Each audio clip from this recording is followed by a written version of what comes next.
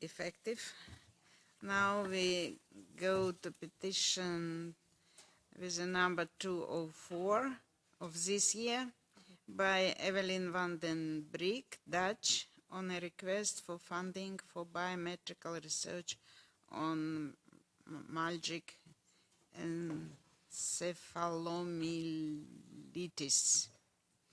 In the presence of the petitioner, and thanks to the petitioner and all those who have provided possibility for us to speak to you and to hear about your concerns in direct evidence, not only in writing. So, floor is to petitioner. How do we arrange the micro? Is it okay? Which language? Yeah. Do you have a microphone?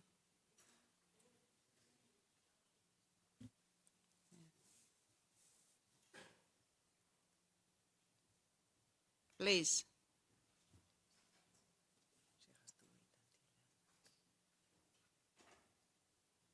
Don't worry, have your time, no problem.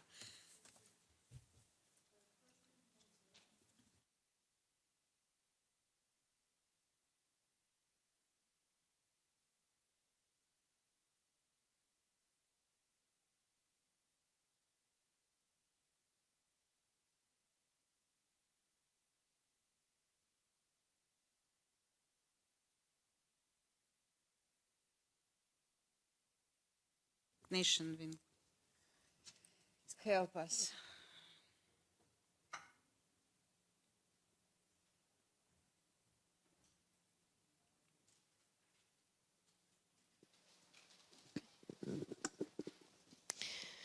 President Montserrat, members of the Committee on Petitions, thank you very much for your invitation. I'm honored to be here. I would also like to thank Francis Martin for his brilliant help and support, ME Action, Ben and Espe in particular, my parents and the Red Cross. I'm grateful to everyone who supported the petition and helped to make this a success. The fact that I'm here is a miracle in itself. For years, I was unable to speak or get out of bed. Despite the severe limitations that I still have today, I'm very glad to be alive. I survived. Not all patients are this lucky. We have lost some wonderful members of our community to this disease. The disease is sometimes called invisible. This is true to some extent. Chronic diseases can be quite invisible to outsiders. But with ME, this is only up to a certain level. At that point, it becomes very visible. The disease has been described as a living death.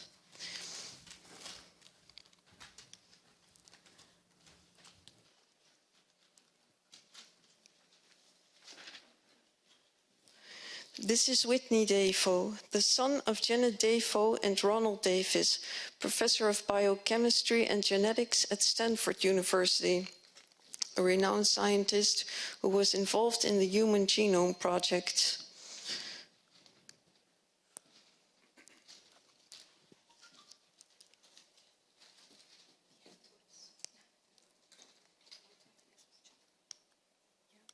Okay. He has been working tirelessly to cure his son's disease. This is Alison Hunter. She was a vibrant girl full of life. She was only 14 years old when she died of complications of ME. This is Mark Fink. He was a doctor who ran marathons. Now, walking to the bathroom is harder than any marathon he ever ran. This is me at one of the worst moments. I've been sick for more than 20 years. This is me as a child. I cherish the memory of my healthy life. Once I rode an unsaddled horse. In this grade of severity, ME is only invisible if people purposefully look away. And this is what has happened. Patients have suffered in silence. The fact that the cause of the disease isn't understood and there is no diagnostic test has created a terrible stigma. Almost all of us have at least once heard the empty phrase, "It must be all in your head." ME patients have been treated shamefully because of misconceptions and the terribly inadequate funding that hampered scientific progress. Cancer was once thought to be caused by the suppression of bad thoughts. MS was called hysterical paralysis, and AIDS was believed to be caused by the stress of being gay. Thankfully, times have changed. This change was made possible by science, not silence. And that's why I'm here today, to ask you to fund biomedical research on ME. We need to be able to diagnose this disease as soon as possible and make sure patients get access to biomedical treatments. Scientists have made a lot of progress in the past few years, thanks to private funding and public funding that was made available in the United States by the NIH. The major US universities have special research groups. There are clear findings and a clear path forward. I am convinced that we, as Europeans, can do much more to solve this neglected disease. We have brilliant scientists eager to get to work, but they need funding. This will take a long-term commitment with structural, equitable funding and a comprehensive strategy. This is not just an ethical and humanitarian question, it will also have a positive economic impact if patients can recover their health and they and their caregivers can go back to work. I have faith in Europe and our common values of equality, justice and fair chances. I'm absolutely sure that we can make a substantial contribution to solving ME if we put our minds to it. On behalf of all patients, I'm asking you, please don't look away. We are here, and today we have made ourselves visible. Please help us to get back to our lives. With hope and determination, we can solve this together. Thank you very much. Thank you, Evelien. And you really did the problem visible, and thank you once more for this. So according to our procedure, we give the floor to representative of the Commission. It is Karim Berkuk. Please, Mr. Berkuk.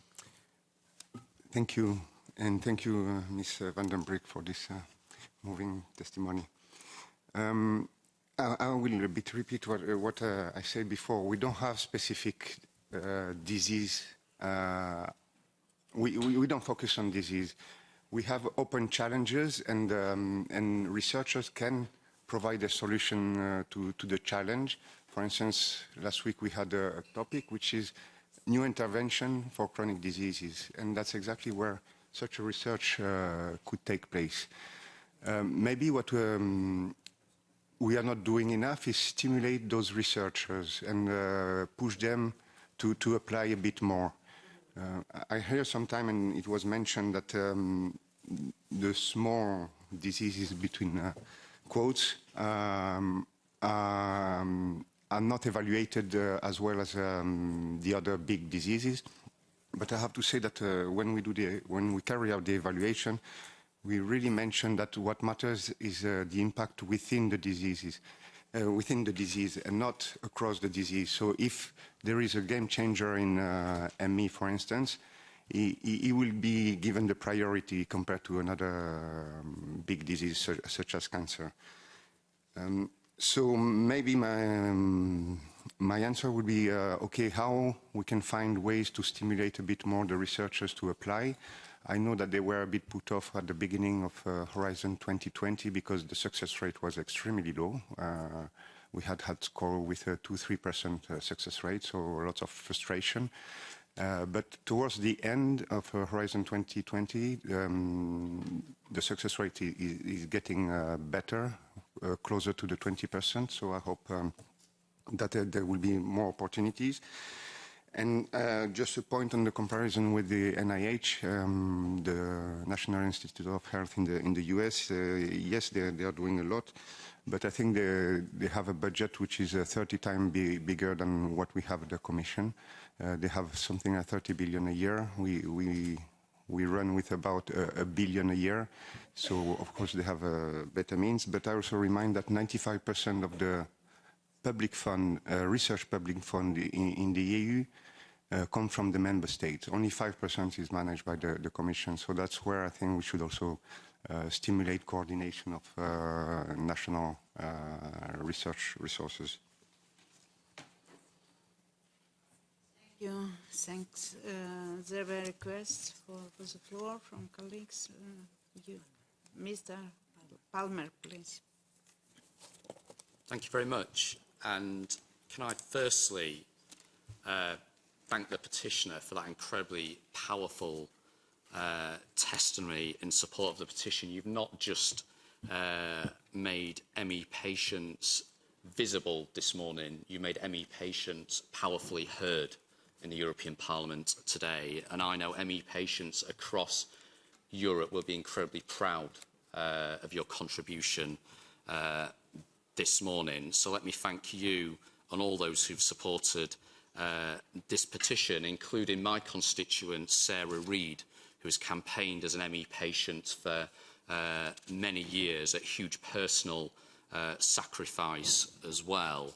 I met earlier this year with the International Alliance for ME, who stand fully behind the calls of this petition for more funding to support biomedical research into ME, which, as we've heard this morning, is a truly devastating condition affecting over 20 million people across the world, many millions here in Europe, but across the world as well. And I think, as the petitioner made clear, let's not lose sight of the fact of the European Union's potential and role as a global leader on medical research on conditions such as this.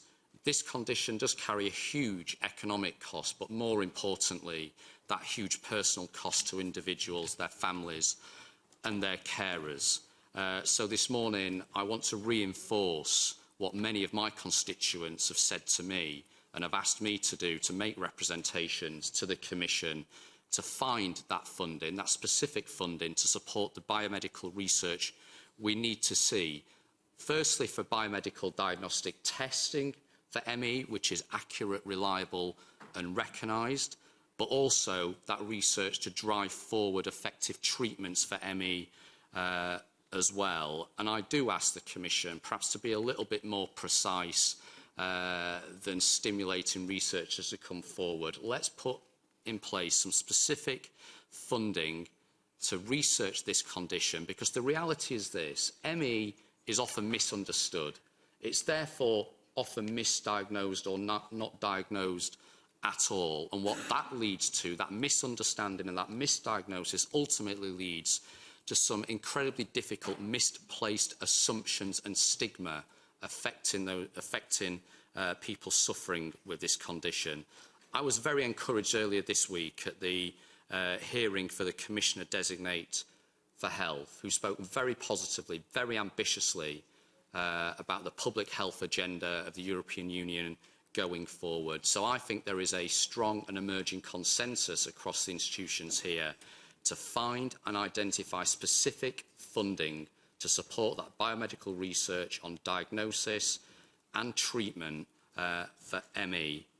So I hope the Petitions Committee this morning will keep this petition open so we can monitor, track and hold accountable the Commission in doing that, and that we perhaps in a few months' time can perhaps have a more compelling story to tell those people across the European Union and beyond who are looking to this place to do more on this and to remedy the great injustice of the underfunding, the incredibly evident underfunding of ME research when compared to other diseases and conditions. Thank you, Mr. Palmer. Mr. Bushman, you have asked for the floor, please. The floor is yours. Ja, vielen Dank. Thank you very much. Thank you very much also to Ms. Van Den Brink for coming here today and making that presentation. I'd like to thank the carers who've made it possible for her to be here at all. I read up a little on the disease prior to this petition. In the case of ME, it's a multi-system disease with massive consequences on the life of the person affected, and we can see that in this instance. The precise causes remain unknown, according to the information that I have, and the symptoms are at least 6 months of exhaustion, weakness, pathologically low level of exhaustion, and particularly after exertion or loading, and big disruptions to sleep, cognitive and recuperative limitations. Then there are symptoms that are very similar to influenza, pains, susceptibility to infection, etc. Now, for the person affected, obviously this reduces their quality of life very considerably. 60 to 80% of those affected are no longer able to work. Some people require very considerable care. According to the information I have, it has been recognized in the Netherlands, and it was on the 1st of October that the Parliament there passed that recognition in the Netherlands. Obviously, when it comes to any requests for raising the budget for research, I would be in favour of that, and I would ask for the petition to remain open. Thank you. Muchísimas gracias. Thank you. I'll now give the floor back to the petitioner for 2 minutes to conclude on this point.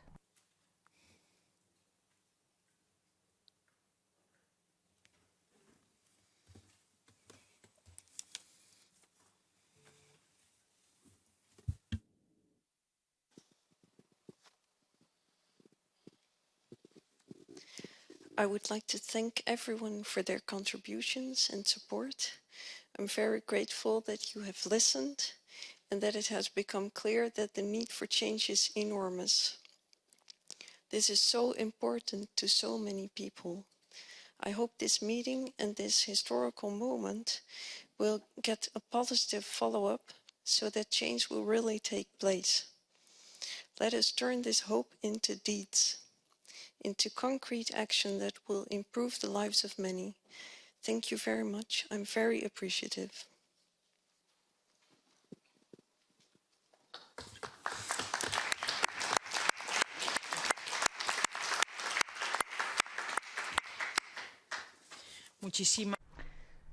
Thank you very much for joining us this morning. You have set out your petition clearly.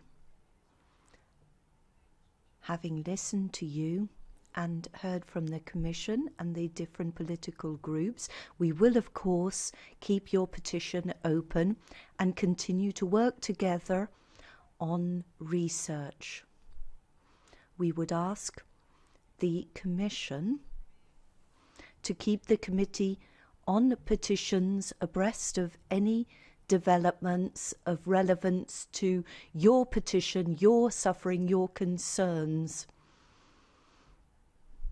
We will be looking at the upcoming multi-annual financial framework. The different groups will be commenting on the budget earmarked for research, so we will not abandon you.